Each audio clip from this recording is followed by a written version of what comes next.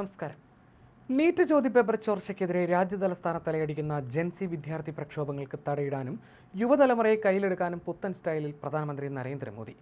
വിദ്യാർത്ഥികളെ നേരിട്ട് അഭിസംബോധന ചെയ്തുകൊണ്ട് പ്രധാനമന്ത്രി ഇൻസ്റ്റഗ്രാമിൽ പങ്കുവച്ച സെൽഫി വീഡിയോ സോഷ്യൽ മീഡിയയിൽ വലിയ തരംഗമായി മാറി. വീഡിയോ വൈറലായതോടെ വെറും 24 മണിക്കൂറിനുള്ളിൽ പ്രധാനമന്ത്രിക്ക് ലഭിച്ചത് 10 ലക്ഷത്തിലധികം പുതിയ ഫോളോവേഴ്സിനെയാണ്. ഇതോടെ അദ്ദേഹത്തിൻ്റെ ഇൻസ്റ്റഗ്രാം ഫോളോവേഴ്സിൻ്റെ എണ്ണം 103 ദശലക്ഷത്തിലേക്ക് കുതിച്ചുയർന്നു.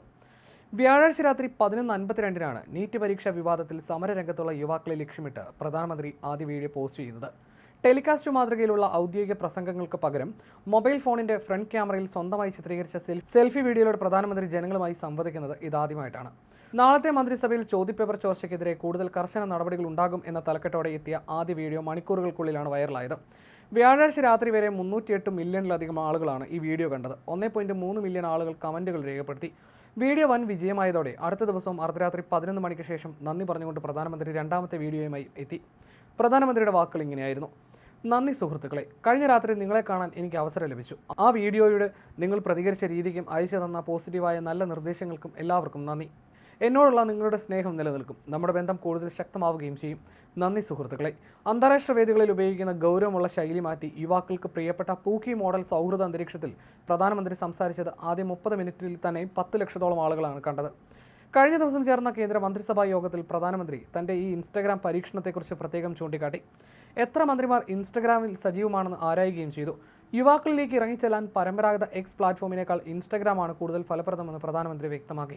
സർക്കാരിൻ്റെ വികസന കണക്കുകൾ പോസ്റ്റ് ചെയ്യുന്നതിന് പകരം ഇൻസ്റ്റഗ്രാം റീലുകളും തത്സമയ സംവാദങ്ങളും വഴി പുതിയ തലമുറയായ ജെൻസിയുമായി നേരിട്ട് ബന്ധം സ്ഥാപിക്കാൻ മന്ത്രിമാരോടും എംപിമാരോടും അദ്ദേഹം കർശനമായി ആവശ്യപ്പെട്ടു. സർക്കാരിൻ്റെ പ്രവർത്തനങ്ങൾ പങ്കുവെക്കുന്നതിന് പുറമെ വ്യത്യസ്തങ്ങളായ ഉള്ളടക്കങ്ങളിലൂടെ യുവാക്കളുമായി നേരിട്ട് ആശയവിനിമയം നടത്താൻ എല്ലാവരും ശ്രദ്ധിക്കണമെന്നും അദ്ദേഹം നിർദ്ദേശിച്ചു. ചെറുപ്പക്കാരിലേക്ക് കൂടുതൽ എളുപ്പത്തിൽ എത്തുന്നതിനായി റീലുകളും മറ്റ് ജനപ്രിയ ഫോർമാറ്റുകളും നിർമ്മിക്കാൻ അദ്ദേഹം മന്ത്രിമാരെ പ്രോത്സാഹിപ്പിച്ചു. യുവാക്കൾ ഇൻസ്റ്റഗ്രാമിലുണ്ട്. നമ്മൾ തുടർച്ചയായി സംവദിക്കേണ്ട പൗരന്മാരാണവർ എന്ന് പ്രധാനമന്ത്രി മന്ത്രിമാരോട് പറഞ്ഞതായിട്ടാണ് വിവരം.